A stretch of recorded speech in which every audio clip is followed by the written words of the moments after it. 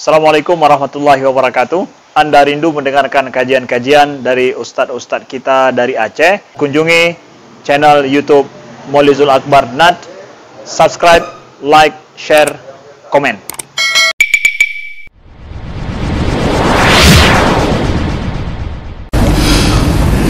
Assalamualaikum warahmatullahi wabarakatuh.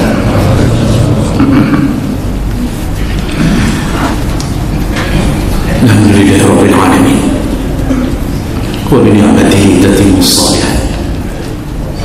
Asyhadu an la ilaha illallah wahdahu la syarika lahu wa asyhadu anna Muhammadan 'abduhu wa rasuluhul karim. Allahumma shalli wa sallim ala nabiyyina Muhammadin wa ala alihi wa ashabihi ajma'in. Amma Rabbi shrah li sadri wa yassir li amri wahlul 'uqdatam min lisani yafqahu qawli.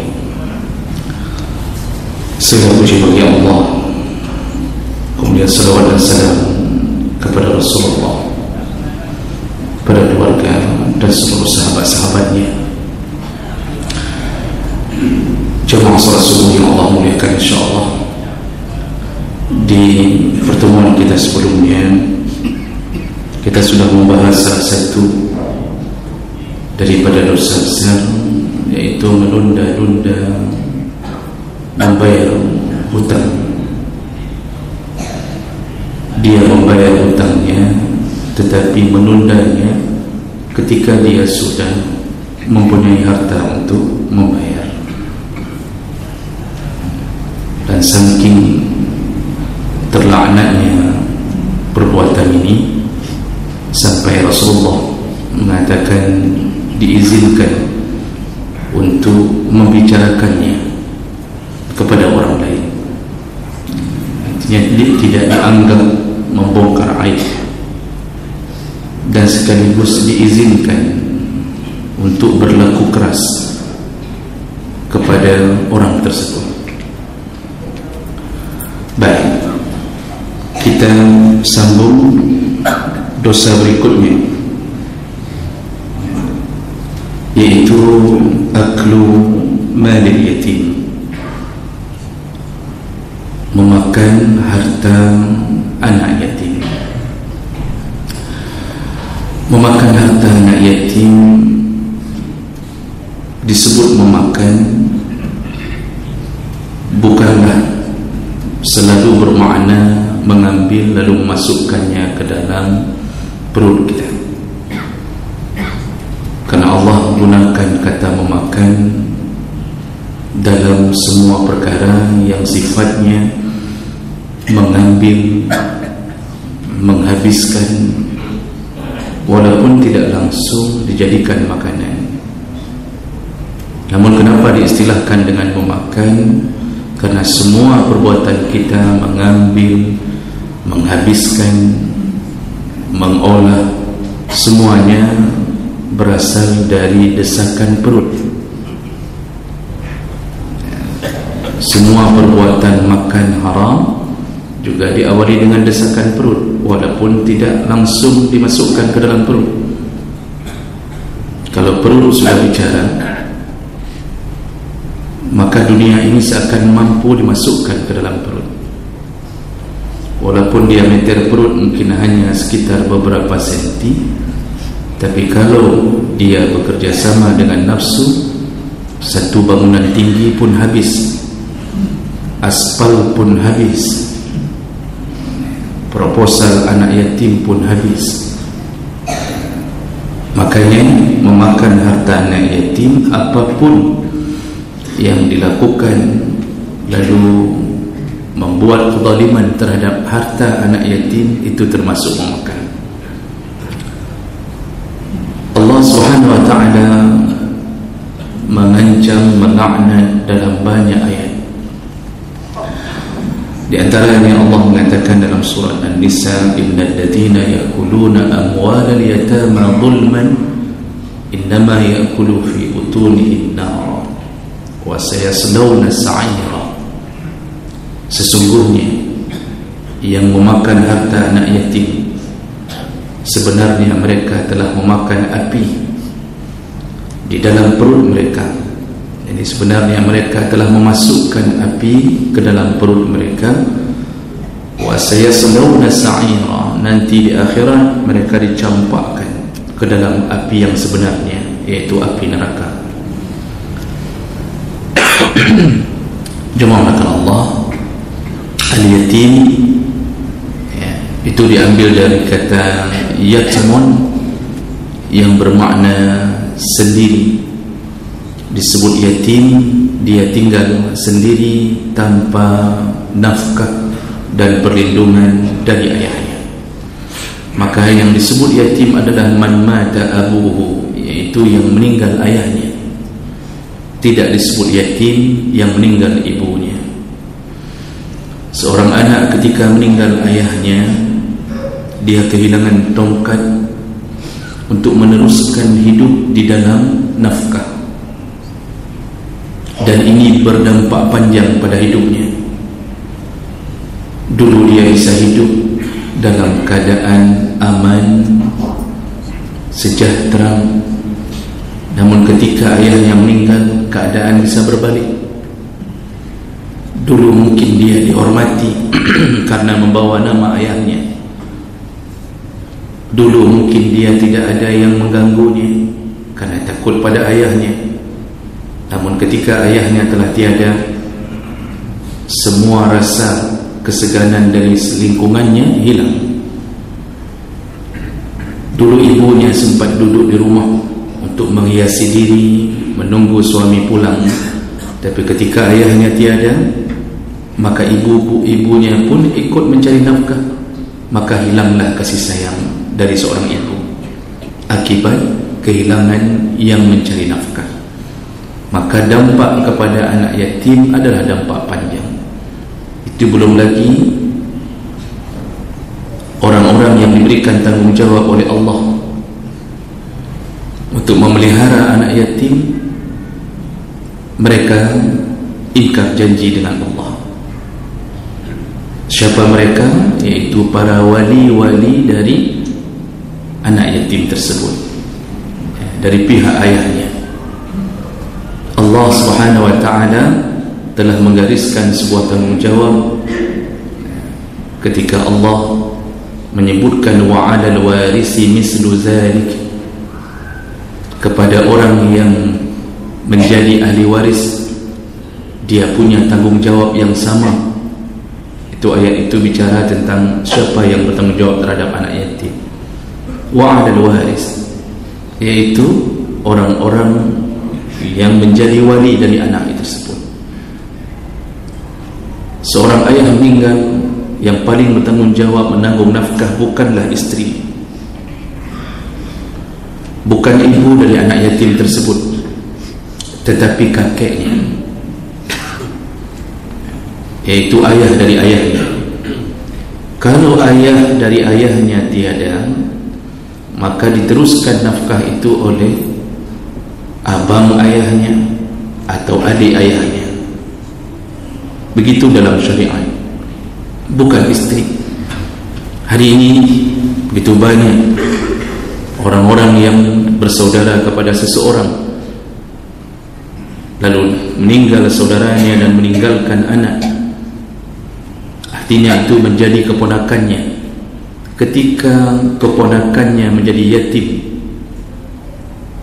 maka omnya, pakwanya tidak pernah membiayai anak yatim ini. Mereka hanya datang ribut, mencampuri urusan, hanya urusan ketika membagi warisan. Tapi ketika giliran anak yatim ini membutuhkan nafkah, mereka tidak pernah nampak.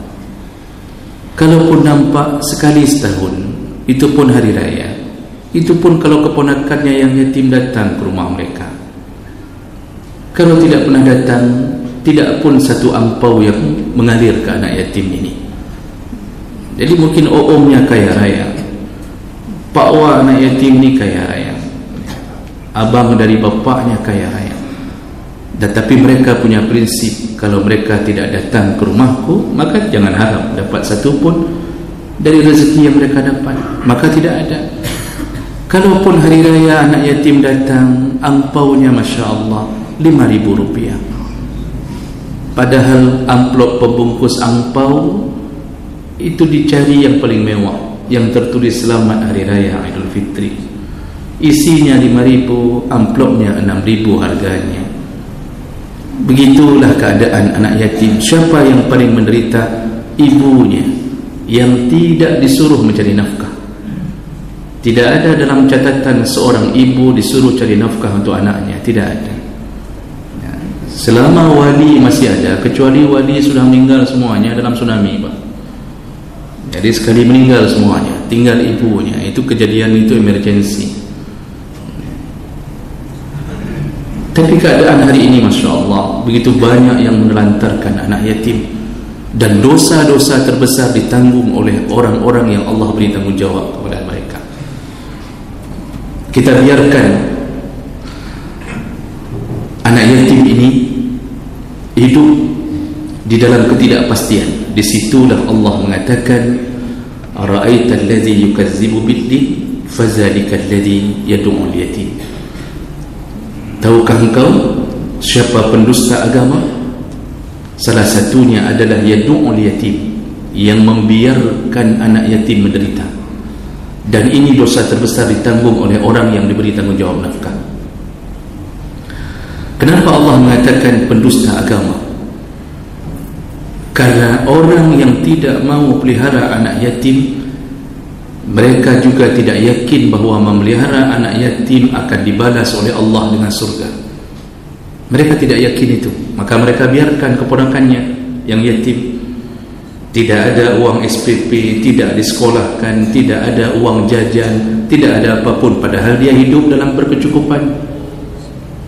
Mereka tidak yakin bahawa setiap helaian rambut dari anak yatim yang kita elus, kita belai, membuahkan kasih sayang Allah. Dia tidak yakin bahawa Nabi pernah mengatakan, ana wa kafilul yatim kahatain, kata Rasulullah, aku nanti dibangkitkan, bu'istu ana wa kafilul yatim, aku nanti dibangkitkan di hari kiamat bersama pemelihara anak yatim kahatain. Rasulullah menunjukkan dua jarinya, wa huwa yushiru ila subabah wal wusta. Itu ditunjukkan ujung telunjuknya, jari telunjuknya dan jari tengahnya. Rasulullah mengatakan begini, artinya pemelihara anak yatim tinggal satu komplek di Jannatul Firdaus bersama Rasulullah, pemelihara anak yatim. Itu janji Nabi. Tapi dia tidak yakin, yukazzib biddin, dia dustakan semua keterangan dari Allah dan Nabi, sehingga yad'ul yatim, dia biarkan. Inilah disebut pendusta di hari pembalasan. Din, kalau kita merujuk ke tafsir dalam bahasa Arab, kalau sudah memakai 3 huruf dal, ya dan nun, itu selalu bermakna hubungan sebab akibat antara dua pihak. Allah sebut dinun, itu hari pembalasan. Ada yang dibalas, ada yang membalas. Yang membalas Allah, yang dibalas sesuai dengan yang dia lakukan. Dibalas kebaikannya atau dibalas keburukannya. Bahasa lain dainun, tadi dinun. Dainun artinya hutang. Ada yang berhutang, ada yang memberi piutang. Begitulah Allah ingin mengatakan, maka orang-orang yang membiarkan anak yatim ini di dalam ancaman Allah Subhanahu wa ta'ala. Walaupun kadang-kadang amaliah kita baik, tetapi penyebab menelantarkan itu membuat Allah bisa mengambil keputusan untuk memasukkan kita ke neraka dalam jangka masa tertentu sebelum membalas kebaikan kita. Salat kita bagus, tahajud kita bangun, Senin Kamis kita lakukan, tapi Masya Allah yatim kita biarkan. Sekaligus nanti wala yahuddu ala ta'amil miskin, juga kita membiarkan, tidak mengajak orang untuk membantu orang miskin. Ini pekerjaan-pekerjaan para pendusta agama. Jadi kalau saleh, hanya saleh pada pribadi tapi tidak saleh pada lingkungan. Maka ini tipe orang yang jangan berharap terlalu banyak langsung lempang menuju surga. Tidak. Karena antara amal pribadi yang bentuknya amal badan dengan amal harta itu harus seimbang. Harus seimbang. Nah, jemaah maka Allah Subhanahu wa taala. Apa yang sering kita lakukan ketika kita dianggap menzalimi harta anak yatim? Allah sebutkan dalam surat An-Nisa berikutnya, wa atul yatama amwalahum. Pertama Allah ingatkan kita, berikanlah harta kepada anak yatim sesuai dengan hak. Nah, ini ditujukan kepada baik orang yang tidak mengasuhnya atau yang diberikan hak asuh. Berikan harta anak yatim, karena ada kadang-kadang anak yatim kehilangan keluarganya, ayahnya meninggal, bisa jadi langsung ibunya meninggal, tertinggallah dia sendiri, lalu kemudian dia diasuh oleh pamannya. Itu bisa jadi Allah ingatkan, wa atul yatama amwalahum, berikanlah harta anak yatim sesuai dengan haknya. Artinya berapa warisan yang dia dapatkan dari ayahnya, hitung berikan. Berapa hak dari ibunya, hitung berikan.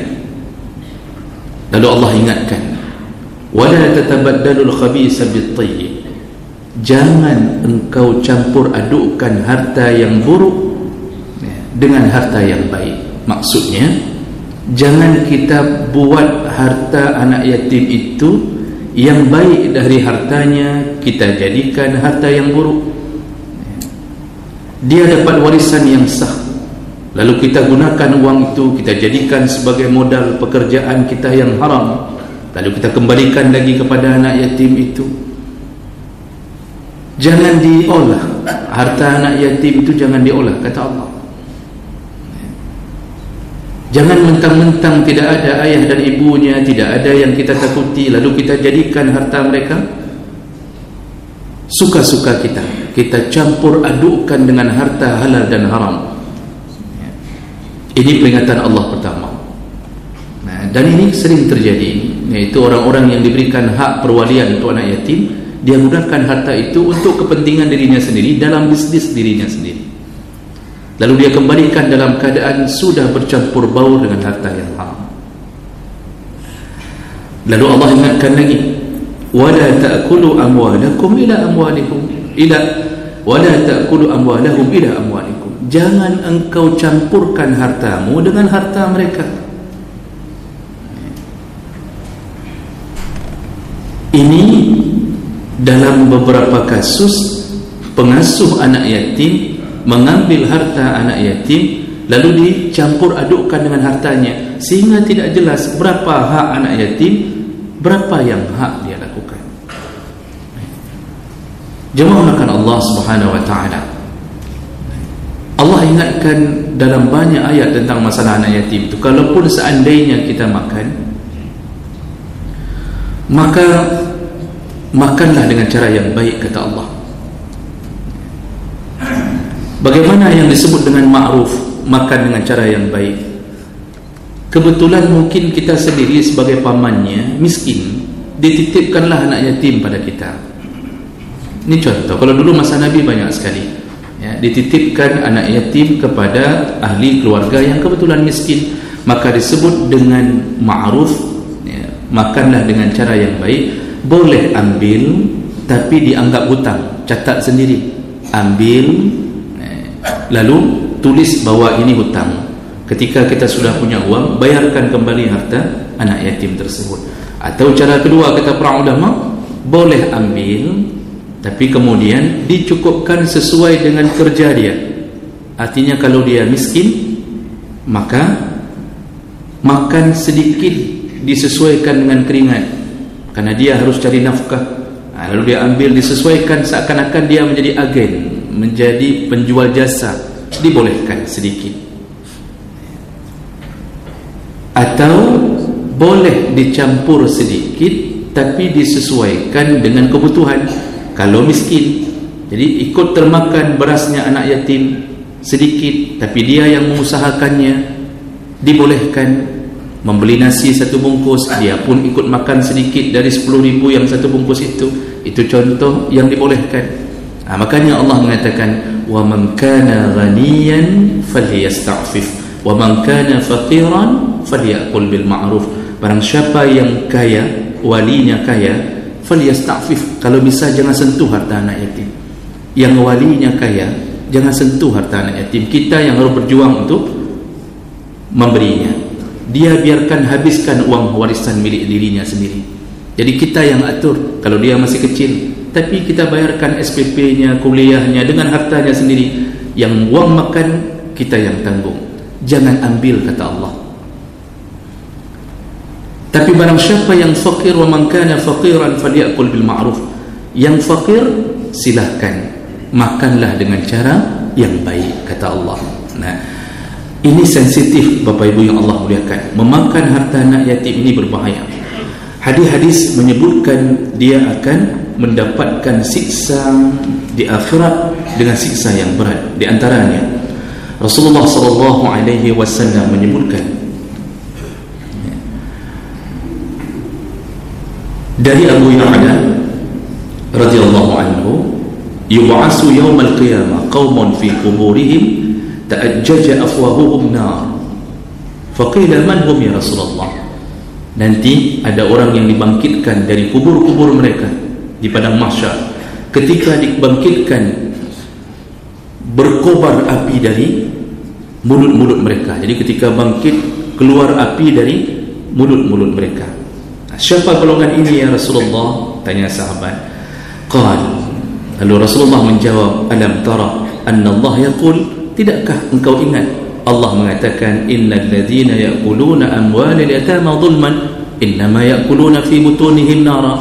Itulah maksud Allah yang dulu pernah memakan harta anak yatim dengan cara zalim, maka dia telah memasukkan api ke dalam perut mereka. Jadi bangkit di padang mahsyar, mulut mereka berasap seakan-akan api berada di dalam perut mereka. Tentu mereka kesakitan. Ini azab pertama.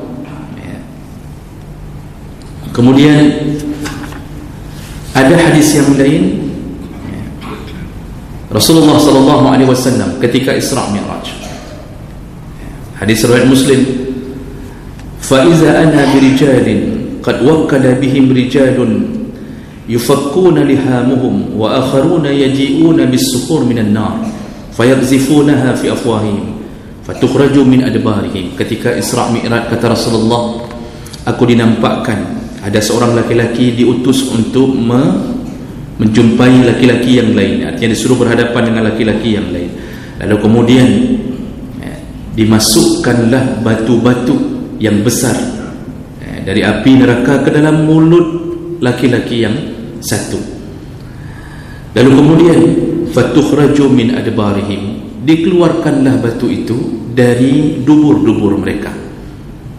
Jadi batu-batu neraka dimasukkan ke dalam mulut, kata Rasulullah, lalu berceceran keluar dari dubur mereka. Saya rasa tidak susah untuk keluar dari dubur.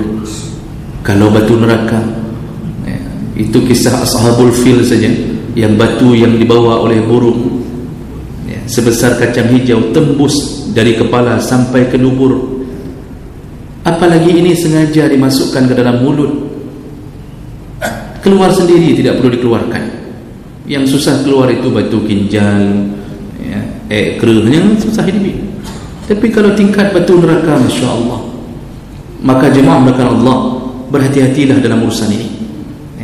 Juga dalam hadis yang lain, dalam hadis yang tadi disebutkan, lalu ketika aku melihat pemandangan itu, faqultu ya Jibril, man haula? Wahai Jibril, siapakah mereka? Qal, alladzina ya'kuluna amwalal yatama zulman innama ya'kuluna fi butunihim nara.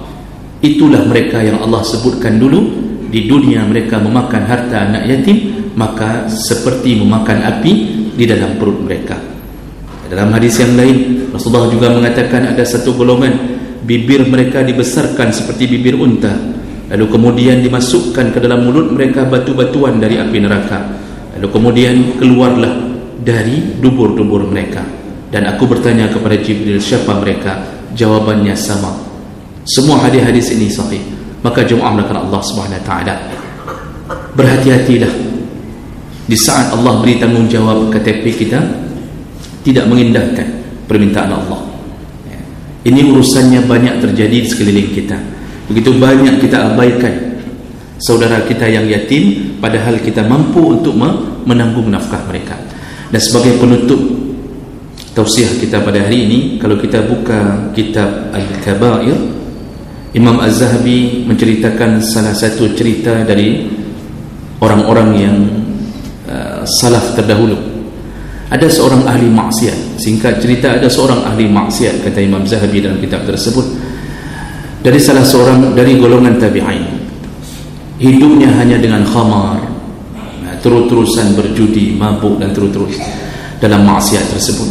Sehingga pada suatu hari ketika dia pulang dalam keadaan mabuk, dia lihat seorang anak tercampak di samping jalan dalam keadaan tidak berpakaian, anak kecil. Dengan perasaan kemanusiaannya, dia ambil anak ini, dia bawa pulang ke rumahnya, dimandikan, lalu diberi pakaian, lalu diberi makanan, dan dia terus melanjutkan mabuknya. Jadi dia tetap mabuk saja, tapi kerja dia pulang, dia teringat bawa makanan kepada anak yatim ini, dia pelihara. Jadi tidak tahu ayahnya, ibunya, dia anak yatim ini mengaku tidak ada lagi. Dia pelihara, tapi dia terus melanjutkan maksiatnya.